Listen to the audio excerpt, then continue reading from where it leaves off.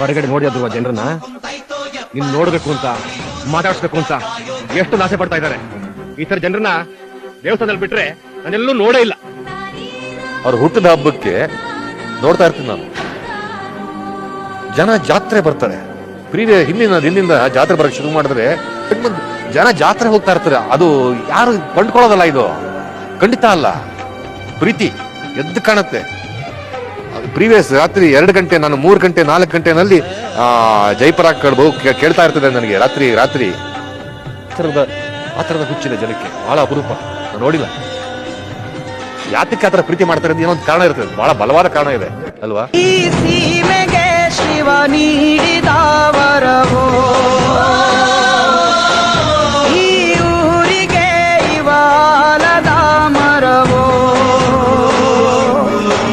3 ಸುತ್ತಿನ ಕ್ವಾಟೆ ಗಸ್ತಿಗೆ ನಿಂತ